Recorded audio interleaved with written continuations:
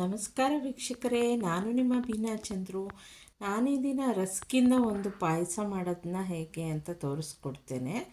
ಇದಕ್ಕೆ ಬೇಕಾಗಿರುವಂತಹ ಇಂಗ್ರೀಡಿಯೆಂಟ್ಸು ಗೋಡಂಬಿ, ದ್ರಾಕ್ಷಿ, ಪಿಸ್ತಾ, ಬಾದಾಮು ಹಾಗೂ ಖರ್ಜೂರ, ಒಂದು ಸ್ವಲ್ಪ ಶಾವಿಗೆ ತೊಗೊಂಡಿದ್ದೀನಿ, ಒಂದು ಅರ್ಧ ಇಡಿಯಷ್ಟು ಶಾವಿಗೆನ ತೊಗೊಂಡಿದ್ದೀನಿ. ಇವಾಗ ನಾನು ಬಾದಾಮ್ದು ಫ್ಲೇಕ್ಸ್ ಥರ ಮಾಡಿ ಅದನ್ನು ಇಟ್ಕೊಂಡಿದ್ದೀನಿ. ನಾನೀಗ ಒಂದು ಮಿಲ್ಕ್ ರಸ್ಕ್ನ ತೊಗೊಂಬಂದಿದ್ದೆ.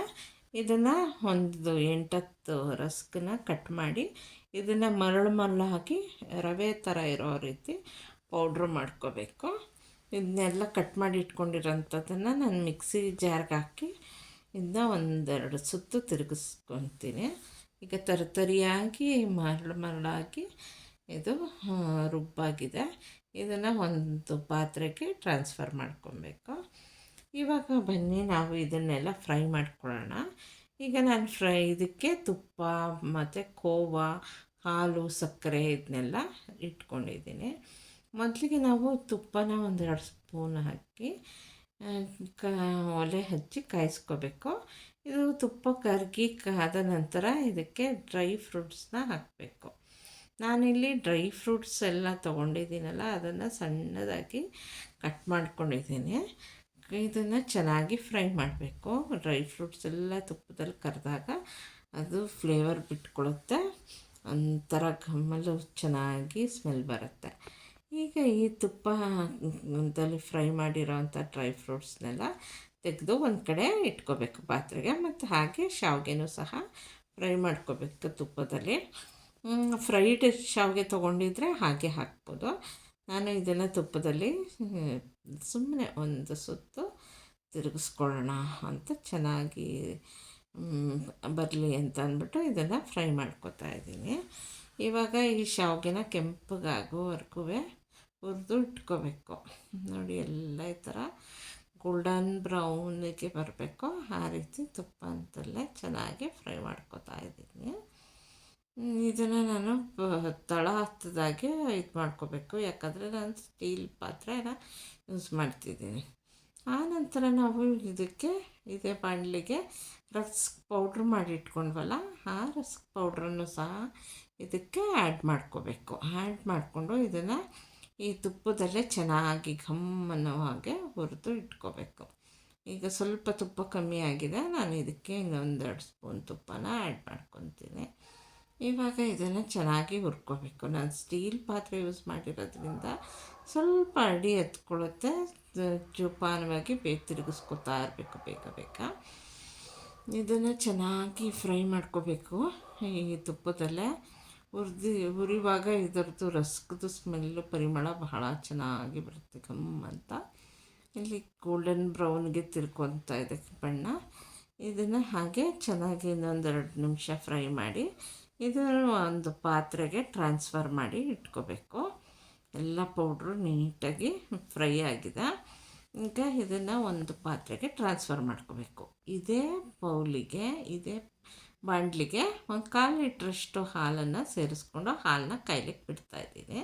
ಇಲ್ಲಾಂದರೆ ನೀವು ಸಪ್ರೇಟು ಬೇರೆ ಬೌಲಲ್ಲಿ ಹಾಲು ಕಾಯಿಸ್ಕೊಂಡು ಅದನ್ನು ಇಲ್ಲಿಗೆ ಕಾದಂಥ ಹಾಲನ್ನ 1-2 ನಿಮಿಷ ಕಾಯಿಸ್ಕೋಬೋದು. ನಾನು ಪಾತ್ರೆಗಳು ಹೆಚ್ಚಿಯಾಗಿ ಯೂಸ್ ಮಾಡೋದು ಅಂತ ಒಂದರಲ್ಲೇ ಇದು ಮಾಡ್ತಿದ್ದೀನಿ. ಹಾಲನ್ನ ಕಾಯಲಿಕ್ಕೆ ಇಟ್ಬಿಟ್ಟು ಇದಕ್ಕೆ 6 ಸ್ಪೂನಷ್ಟು ಸಕ್ಕರೆನ ಹಾಕ್ಕೊಂಡಿದ್ದೀನಿ. ಹಾಕ್ಕೊಂಡು ಸಕ್ಕರೆ ಕರಗೋವರೆಗೂ ಅದನ್ನು ಹಿಂಗೆ ತಿರುಗಿಸ್ಕೊತಾ ಇರಬೇಕು. ಇವಾಗ ಇದು ಎಲ್ಲ ಚೆನ್ನಾಗಿ ತಿರುಗ್ತಾ ಇದೆ, ಕರಗ್ತಾ ಇದೆ. ಇದನ್ನು ಇವಾಗ ನಾವು ಇನ್ನೊಂಚೂರು ಗಟ್ಟಿಯಾಗಿಬಿಟ್ಟಿದೆ, ಇನ್ನೊಂಚೂರು ನೀರು ಹಾಕಿ ಇದನ್ನು ಚೆನ್ನಾಗಿ ತಿರುಗಿಸ್ಕೋಬೇಕು. ಈಗ ಹಾಲು ಚೆನ್ನಾಗಿ ಕಾದಿದೆ, ಸ್ವಲ್ಪ ಕುದಿ ಬರ್ತಾ ಇದೆ. ಇವಾಗ ನಾವು ಈಗ ಆಲ್ರೆಡಿ ಏನು ಹುರಿದಿಟ್ಕೊಂಡ್ವಲ್ಲ ತುಪ್ಪದಲ್ಲಿ, ಆ ರಸ್ಕ್ ಪೌಡ್ರನ್ನ ಇದಕ್ಕೆ ಸೇರಿಸ್ಬೇಕು. ನೋಡಿ, ಹಾಲು ಕುದಿಯುವಾಗ ಇದನ್ನು ಹಾಕ್ಕೋಬೇಕಾಗತ್ತೆ.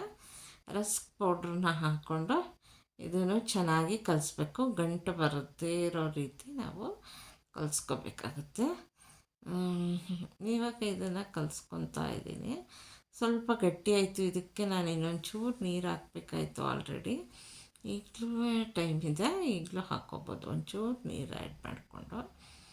ಇವಾಗ ಈಗ ಕೋವಾನ ಒಂದು ಸ್ವಲ್ಪ ಕೋವಾನ ಸಹ ಇದಕ್ಕೆ ಸೇರಿಸ್ತೀನಿ. ಎಲ್ಲ ಸಿಹಿ ಅಡುಗೆಗೂ ಕೋವಾ ಸೇರಿಸೋದ್ರಿಂದ ಅದರದ್ದು ರುಚಿ ಇನ್ನೂ ಹೆಚ್ಚಾಗುತ್ತೆ. ಪೊಂಗಲ್ಗೂ ಸ್ವೀಟ್ ಪೊಂಗಲ್ ಮಾಡುವಾಗ ಕೋವಾ ಸೇರಿಸಿದ್ರೆ ಅದರ ರುಚಿ ದುಪ್ಪಟ್ಟು ಹೆಚ್ಚಾಗುತ್ತೆ. ಇವಾಗ ಕೋವಾನೂ ಕ್ರಷ್ ಮಾಡಿ ಅದು ಚೆನ್ನಾಗಿ ಕರಗೋ ರೀತಿ ಇದರಲ್ಲೇ ಇದು ಅದನ್ನು ಕ್ರಷ್ ಮಾಡ್ಕೊತಾ ಇದ್ದೀನಿ. ಈಗೆಲ್ಲ ಚೆನ್ನಾಗಿ ಕ್ರಷ್ ಆಗಿ ಪೌಡ್ರಾಗಿ ಅದೊಂಥರ ಎಣ್ಣೆ ಬಿಟ್ಕೊಂಡು ಇದಾಗಿದೆ. ಇವಾಗ ನಾವು ಇದಕ್ಕೆ ಡ್ರೈ ಫ್ರೂಟ್ಸ್ನ ಏನು ತುಪ್ಪದಲ್ಲಿ ಹುರಿದಿಟ್ಕೊಂಡ್ವಿ ಆ ಡ್ರೈ ಫ್ರೂಟ್ಸ್ನ ಸಹ ಸೇರಿಸ್ಬೇಕಾಗುತ್ತೆ. ನೋಡಿ ಈಗೆಲ್ಲ ಚೆನ್ನಾಗಿ ಕೋವಾ ಎಲ್ಲ ಕರಗಿದೆ, ಒಂದು ಸ್ವಲ್ಪ ಎಣ್ಣೆ ಬಿಟ್ಕೊಂಥರ ಇದೆ, ತುಂಬ ಚೆನ್ನಾಗಿದೆ ಪರಿಮಳ. ಇವಾಗ ಇದಕ್ಕೆ ನಾವು ಡ್ರೈ ಫ್ರೂಟ್ಸ್ನು ಸೇರಿಸೋಣ, ಹಾಗೂ ಶಾವಿಗೆನೂ ಸಹ ಸೇರಿಸೋಣ. ನಾನು ಎರಡೂ ಒಂದೇ ಕಡೆ ಇದು ಹುರಿದು ಇಟ್ಕೊಂಡಿದ್ದೆ ತುಪ್ಪದಲ್ಲಿ ಕರೆದು, ಅದನ್ನು ಇಲ್ಲಿಗೆ ಸೇರಿಸ್ತಾ ಇದ್ದೀನಿ. ಸೇರಿಸ್ಬಿಟ್ಟು ಇದನ್ನ ಚೆನ್ನಾಗಿ ತಿರುಗಿಸ್ಕೊಂಡ್ರೆ ನಿಮಗೆ ರಸ್ ಪಾಯಸ ರೆಡಿ ಆಗುತ್ತೆ. ಒಂದೆರಡು 3 ನಿಮಿಷ ಚೆನ್ನಾಗಿ ಇದು ಕುದಿ ಬರಬೇಕು.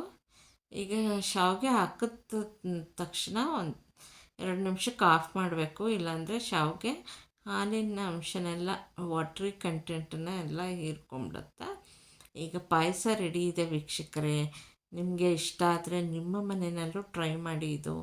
ಇದೊಂಥರ ಡಿಫ್ರೆಂಟಾಗಿ ಇರುತ್ತೆ ಮತ್ತು ತುಂಬ ಚೆನ್ನಾಗಿರುತ್ತೆ. Thank you for watching. Please subscribe my channel.